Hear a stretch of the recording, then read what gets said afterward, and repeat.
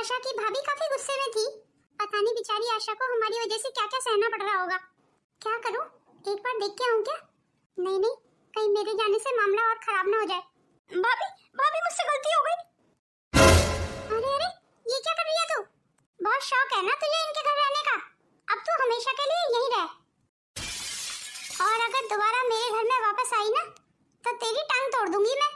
ये आप क्या कह रही हैं भाभी? मैं अगर घर नहीं आऊंगी तो कहाँ जाऊंगी? ये सब इस घर में क्या हो रहा है? ये क्या तमाशा लगाया हुआ है तुमने? अच्छा तो तू ही है वो? तेरी वजह से ही तो लोग थू थू कर रहे हैं आशा पे। बंद करो अपनी बकवास। एक औरत के चरित्र पे ऐसे दाग लगाते हुए तुम्हें शर्म नहीं आ रही? अरे तुझे बड़ी इसके चरित्र की परवाह हो रही है? वैसे क्या मैं जान सकता हूँ आशा जी ने ऐसा क्या किया है जो तुम ये सब बातें बोल रही हो? इसने सारे मोहल्ले पड़ोस में हमारी नाक कटवा दी है। इसने गली मोहल्ले में हमें कहीं मुंह दिखाने लायक नहीं छोड़ा है। इसके बारे में लोग गंदी गंदी बातें कर रहे हैं। लोग किस तरीके की बातें कर रहे हैं, जरा मैं भी तो सुनूं। जो तेरे और आशा के बीच में चल रहा है उसी के बारे में बातें कर रहे हैं। कितनी गंदी सोच है तुम लोगों की। किसी औरत को अगर परेशान करना है तो उसके चरित्र पे कीचड़ उछाल दो। अरे तुम सीधा सीधा ये क्यों नहीं कहती हो कि तुम अपने घर में आशा जी को रखना ही नहीं चाहती हो?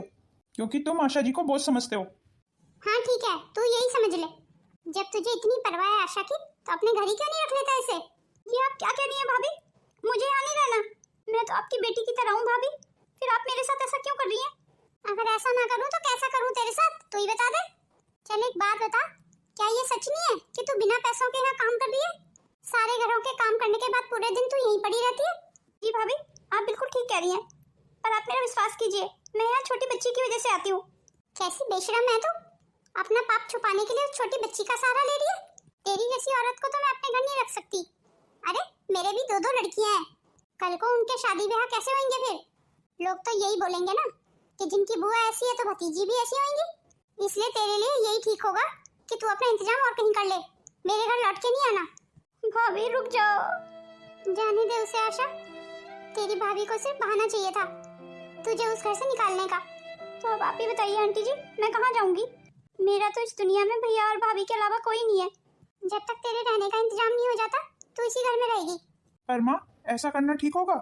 इस समय आशा को भी सहारे की जरूरत है और हमें भी सहारे की जरूरत है, इसलिए कुछ दिन तो अभी यहीं रह तू।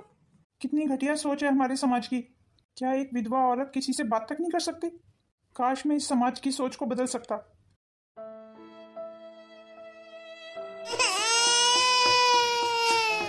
आंटी जी गुड़िया रो रही है, मैं उसे देख लेती हूँ। हाँ ठीक है आशा बेटा, देख ले। हर घर की एक ही कहानी है, दूसरे की परेशानी देख के अपनी परेशानी कम लगने लगती है। क्या ऐसा नहीं हो सकता कि आशा हमेशा के लिए हमारे घर में ही रह जाए? और अक्षय तो अंकिता से प्यार करता है। भाभी, अंकिता दीदी आई हैं। अंकिता दीदी ऐसे अचानक से? हाँ भाभी, बाहर ही हैं वो, आप आ जाइए। अंकिता दीदी, आप ऐसे अचानक से? क्या बात है दीदी, आपकी ससुराल में सब ठीक तो है? ओहो भाभी, आते ही सवाल। पहले मुझसे चाय नाश्ते का तो पूछ लीजिए। अरे हाँ दीदी, मैं तो भूल गई। आइए आप अंदर आइए पहले। पलक दीदी, नौकर को बोल के अंकिता दीदी के लिए चाय बनवा दीजिए। जी ठीक है भाभी, अभी बनवा देती हूँ। आ जाइए दीदी अंदर। अपने घर में आके कितना अच्छा लग रहा है। जी भाभी, आप? कुछ काम था मुझसे। और दीदी, गुड़िया को साथ नहीं लेके आए? और जीजा जी भी नहीं आए? गुड़िया, जीजा जी और आपके ससुराल में सब ठीक तो है ना? हाँ हाँ भाभी, ठीक ही होंगे। मुझे क्या पता है, मैं तो यहाँ हूँ। सब ठीक होंगे उस घर में, बस मैं ठीक नहीं थी, इसलिए मैं वो घर छोड़ के आ गई हूँ। घर छोड़ के आ गई है? पर क्यों? आपने इतना बड़ा फैसला कैसे लिया दीदी? वो इसलिए भाभी कि अक्षय का काम धंधा बिल्कुल ठप हो चुका है। क्या मतलब ठप हो चुका है? और कैसे? ओहो भाभी, अक्षय की आधी प्रॉपर्टी लेने के लिए उनके चाचा ताऊ ने उन पे केस डाल दिया है।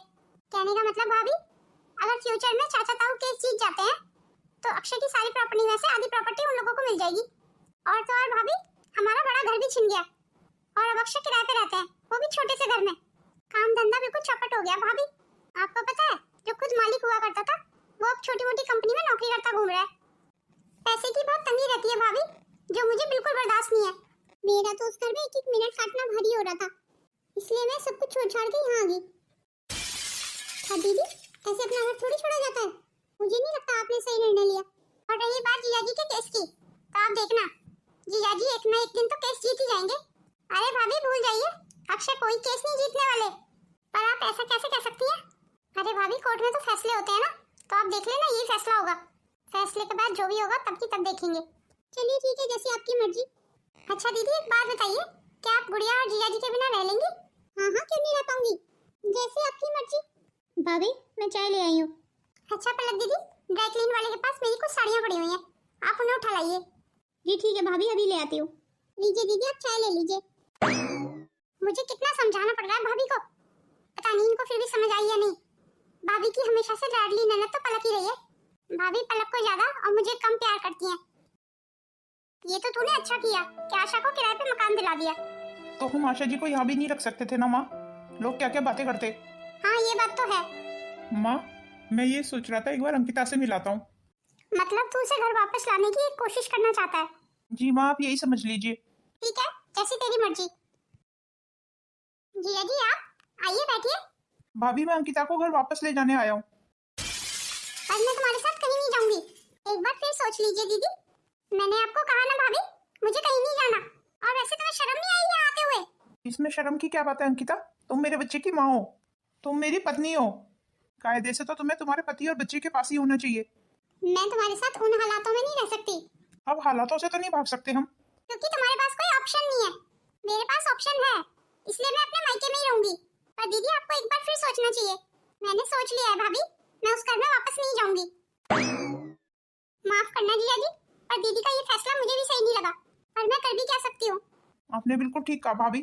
ठीक है फिर मैं चलता हूँ। बेचारे जीजा जी दीदी को कितना प्यार करते हैं, पर शायद दीदी को प्यार नहीं पैसा चाहिए। कहीं ऐसा ना हो जिस दिन दीदी को प्यार की कदर हो तब बहुत देर हो जाए। दीदी बाहर मकान मालिक किराया लेने आया है। क्या? मकान मालिक किराया लेने आया है? पर मेरे पास तो मकान मालिक को देने के लिए पैसे नहीं है, तो उसको बोल दे कि अभी मैं घर पे नहीं हूँ। पर झूठ बोलना क्या ठीक होगा? कभी कभी अपनी गलतियों को छुपाने के लिए झूठ बोलना पड़ता है, तो इससे तो कुछ नहीं छुपा। अक्षय नौकरी पे कहाँ जा रहा है? पर आंटी जी मकान मालिक काफी गुस्से में लग रहा है। एक काम करती हूँ, थोड़े से पैसे मेरे पास रखे हुए हैं, अभी वही दे देती हूँ मकान मालिक को। आज तो झूठ बोल दिया, पर ऐसे कब तक झूठ बोलूंगी।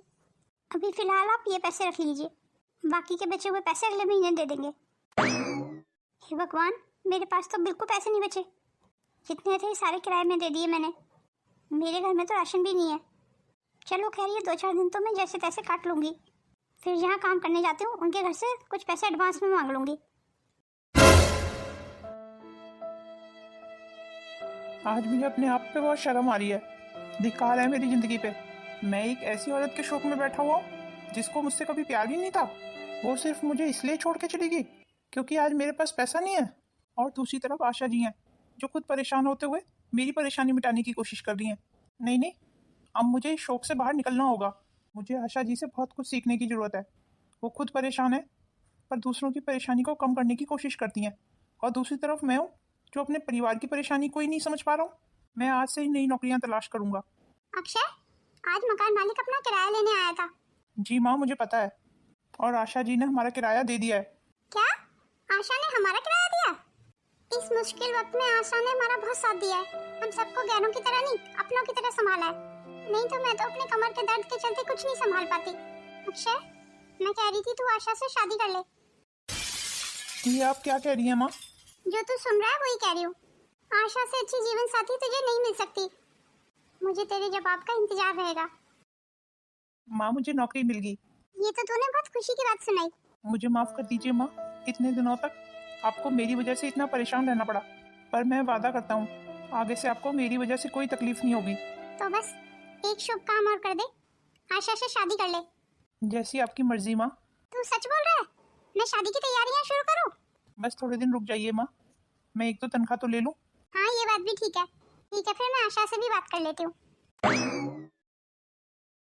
बस महारानियों की तरह बन ठन के चल दी। अब मुझसे पैसे मांगेगी और फिर पूरे दिन मार्केट में घूमती फिरेगी और शाम को आके ऐसे ड्रामे करेगी कि ये सबसे ज्यादा काम करके आई है।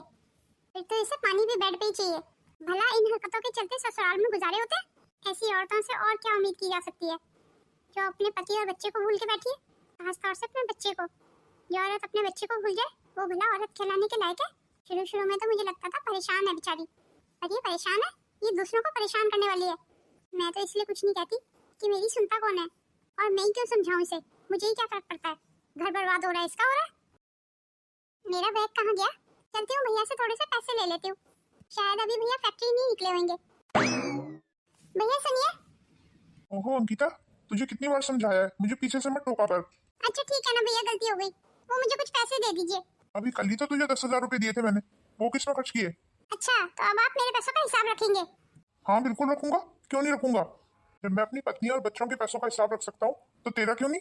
आप उनका हिसाब रख सकते हैं पर मेरा नहीं। ठीक है फिर, आज के बाद मेरे से पैसे मांगना भी मत।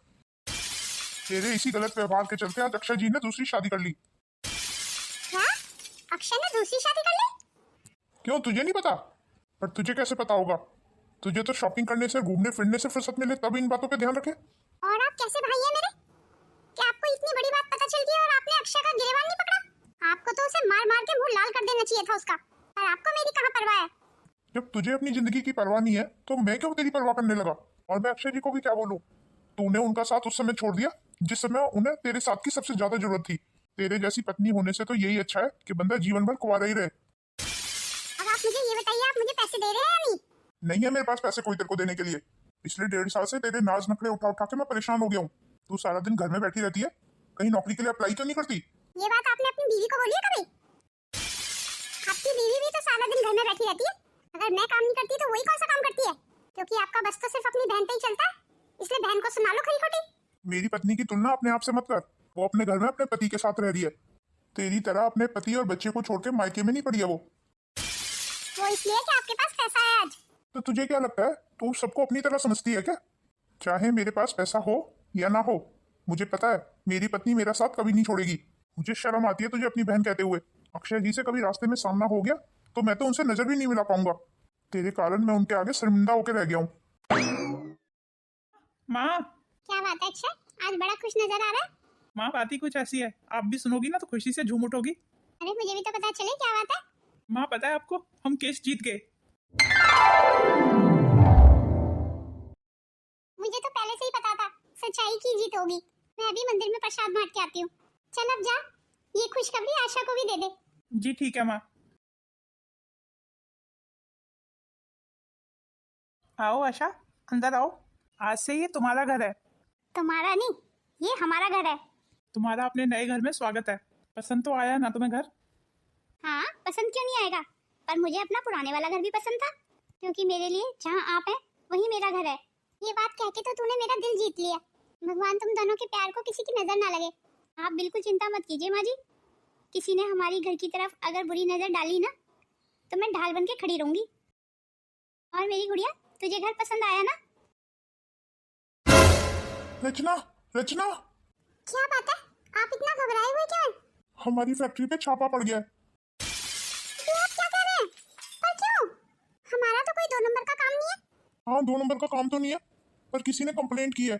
शहर में दुश्मन भी बहुत है ना हमारे। अब हमें जल्दी से जल्दी ये घर खाली करना पड़ेगा। पर घर खाली करके हम कहाँ जाएंगे?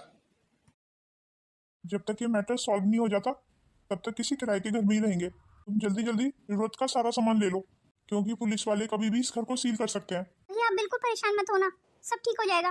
भाभी आप भैया को संभालिए, मैं पैकिंग कर लेती हूँ। आप बिल्कुल शांत हो जाइए, परेशान मत होना, बिल्कुल सब ठीक हो जाएगा। भैया के सामने कितने ड्रामे कर रही है ये भाभी। मुझे पता है किराए के घर में ये 2 दिन नहीं रह पाएगी, तुरंत अपने मायके भाग जाएगी। बड़ी मुझे ताने मारती थी ना, अब मैं देखूंगी कितने दिन भैया के साथ रहती है।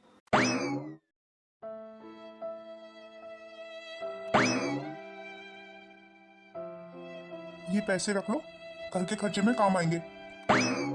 इस महीने इतने ही पैसे मिलेंगे, इसी में तुम्हें घर का खर्चा चलाना होगा। कोई परेशानी तो नहीं होगी ना? घर का गुजारा चल जाएगा? हाँ हाँ क्यों नहीं चलेगा, आराम से चल जाएगा। आप बिल्कुल परेशान मत होइए। मुझे तुमसे यही उम्मीद थी। भाभी बड़ी डींगे मार रही है भैया के सामने कि इतने पैसों में घर का खर्चा चला लेगी। इन पैसों से तो कुक की तनख्वाह चली जाएगी और सफाई वाली की तनख्वाह चली जाएगी। मैं भी तो देखूं जरा कि इन पैसों में कैसे घर का खर्चा चलाएगी। पलक, पलक। जी भाभी कहिए। पलक बेटा, तेरे भैया ने इस बार इतने ही पैसे दिए हैं, अब इतने पैसों में ही गुजारा चलाना है। जी भाभी आप बिल्कुल चिंता मत कीजिए, इतने पैसों में गुजारा चल जाएगा। मैं सोच रही थी काम वाली की और कुक की छुट्टी कर देते हैं। हाँ यही मैं सोच रही थी। खाने का काम आप संभाल लेना, साफ सफाई का काम मैं संभाल लूंगी, मिलजुल के सारा काम हो जाएगा भाभी। मुझे तुझसे यही उम्मीद थी बेटा। भाभी को देखो, पलक से कितना प्यार करती हैं, कैसे बेटा बेटा करके बात करती हैं इससे। जैसे मैं इस घर की बेटी हूँ, ऐसे ही पलक भी तो इस घर की बेटी है। पर पता नहीं क्यों सब पलक को ही पसंद करते हैं, मुझे कोई नहीं। पता नहीं ऐसी क्या खूबी है पलक में जो मुझ में नहीं है। अंकिता दीदी जी कहिए भाभी। मैंने आपको तो कोई काम दिया ही नहीं। एक काम करते हैं, कल से कपड़े धोने की जिम्मेदारी आपकी। नहीं भाभी, मैं कपड़े नहीं धो पाऊंगी। एक्चुअली भाभी मुझे कपड़े धोने आते ही नहीं है। वो क्या है ना भाभी, मैंने कभी कपड़े धोए नहीं ना, तो कोई बात नहीं है। नहीं धोए तो आप धो के देख लेना। वैसे भी काम सीखने से आते हैं। भाभी पलक कपड़े धो लेगी। क्यों पलक, तू कपड़े धो लेगी ना? पर अंकिता दीदी ये काम तो मैंने आपको दिया है। जब सबके हिस्से में एक एक काम आया है तो तुम कैसे बच सकती हो? तुम भी तो इसी घर का हिस्सा हो। भाभी मैं कोई और काम कर लूंगी, पर कपड़े नहीं धो सकती। चलो ठीक है फिर, तो तुम खाना बना लेना। पर भाभी मुझे तो खाना बनाना आता ही नहीं है। तो फिर क्या करोगी तुम? तो एक काम करना, तुम साफ सफाई कर लेना। छी भाभी, अब मैं साफ सफाई का काम करूंगी? फिर तो तुम्हारे लिए एक ही काम बचता है, सोने का। तो तुम सो जाना। मेरे ख्याल से ये काम तो तुम कर ही सकती हो। हाँ भाभी ये काम तो बहुत अच्छा है, मैं यही कर लूंगी। अब फर्क समझ आया? यही फर्क है तुम में और पलक में। तुम अंदर ही अंदर चिढ़ती हो ना कि घर में सब लोग पलक को क्यों इतना प्यार करते हैं, क्योंकि पलक मेहनती, होशियार और जिम्मेदार लड़की है। पर तुम तो इन सब से कोसों दूर हो। जिंदगी में इंसान को हर वक्त के लिए तैयार रहना चाहिए, अच्छे वक्त के लिए भी और बुरे वक्त के लिए भी। जो आलसी और निकम्मे होते हैं ना, वही अपना घर छोड़ के इधर उधर भागते फिरते हैं। जैसे तुम जीजा जी के बुरे वक्त में अपना ससुराल छोड़ के इधर आ गई हो। और अब मैं ये सोच रही हूँ अंकिता दीदी, अब तो हम भी किराए पे आ गए। अब तुम यहाँ से भाग के कहाँ जाओगी? मुझे लगता है यहाँ के अलावा तुम्हारा तो कहीं ठिकाना ही नहीं है। क्या आप मुझे ताने कस रहे हैं? तुम्हें ताने समझ रहे हैं तो वही समझ लो। जब मुझे ऐसे ही हालातों में रहना है तो मैं यहाँ क्यों रहूँ? मैं अपने ससुराल ना चली जाऊँ? कम से कम मेरी सास तुम्हारी तरह ताने तो नहीं मारेगी मुझे। पर जीजा जी ने तो दूसरी शादी कर ली है ना, और तूने ये कैसे सोचा कि तुझे वो लोग खुशी खुशी अपना लेंगे? भैया शायद आप भूल रहे हैं, अक्षय मुझे बहुत प्यार करते हैं। पर मुझे तो नहीं लगता कि दामाद जी तुझसे प्यार करते हैं। अगर उन्हें तुझसे सच्चा प्यार होता ना तो वो दूसरी शादी कभी नहीं करते। एक बात कहूँ भैया, उनका अभी मुझसे तलाक नहीं हुआ है और मेरी उस घर में बेटी भी है। मैं ऐसा मुकदमा बनाऊंगी ना कि जिंदगी भर जेल की चक्की पीसेंगे। वैसे इतना कानून तो मुझे भी पता है, पहली बीवी को तलाक दिए बिना दूसरी शादी भला वो कैसे कर सकते हैं? क्या मतलब? तू क्या करने वाली है? ये तो आपको आने वाला वक्त ही बताएगा, बस थोड़ा सा इंतजार कीजिए। उन्होंने मुझे तलाक दिए बिना दूसरी शादी की है ना, मैं उनकी नाक में नकेल की तरह पड़ जाऊंगी। और अब तो वो वैसे भी केस जीत गए हैं, अब वो फिर से पहले की तरह रईस हो गए हैं। अब तो मेरा वहाँ जाना बनता ही है भैया। अक्षय, तू यहाँ क्यों आई है? ओहो माँ जी, ये कैसा सवाल हुआ? ये मेरा घर है, और भला मुझे अपने घर आने के लिए किसी की इजाजत की क्या जरूरत है? क्यों अक्षय, सही कह रही हूँ ना? हाँ, तुमने बिल्कुल सही कहा। तुम्हारी जैसी औरत से और मैं उम्मीद भी क्या कर सकता हूँ। तो चलो जल्दी जल्दी नौकर को बुला के मेरा सामान मेरे कमरे में रखवा दो, और नौकर को बोलो मुझे फटाफट एक कप चाय देगा बना के। नौकर तो कोई नहीं है घर पे। क्यों अभी तक नौकर का इंतजाम नहीं किया? वो क्या है ना, मेरी पत्नी को नौकर पसंद नहीं है। पर मैंने तो ऐसा कभी नहीं कहा तुमसे कि मुझे नौकर पसंद नहीं है। मैं तुम्हारी बात नहीं कर रहा, मैं अपनी पत्नी की बात कर रहा हूँ। पर तुम्हारी पत्नी तो मैं हूँ। पर मैं तुझे अपनी पत्नी नहीं मानता। अच्छा ये क्या कह रहे हो तुम? मुझे पता नहीं क्यों लग ही रहा था कि तेरे जैसी औरत जहाँ पैसा देखती है वहीं लार टपकाती हुई आ जाती है। तूने सोचा होगा अब तो अक्षय को सब वापस मिल गया, तो क्यों ना अब अक्षय के पास चला जाए, क्योंकि तेरे भाइयों की कंपनी पे तो छापा पड़ा है। वो तो बेचारे खुद किराए पे रह रहे हैं, और तू ठहरी रानी विक्टोरिया। तू भला किराए के घर में कैसे रह सकती है? तेरे जैसी औरतें जो अपने बच्चे की सगी नहीं है, वो भला किसी की क्या सगी होंगी? अरे थू है तेरे जैसी औरत पे। जिन भैया भाभी ने तुझे 1.5 साल तक सहारा दिया, तू उनको भी छोड़ के आ गई आज। तू मेरी आंखों के सामने से अभी की अभी चली जा। तुझे देख के मेरा खून फूक रहा है। मैं तेरी इस भद्दी शक्ल को बिल्कुल नहीं देखना चाहता।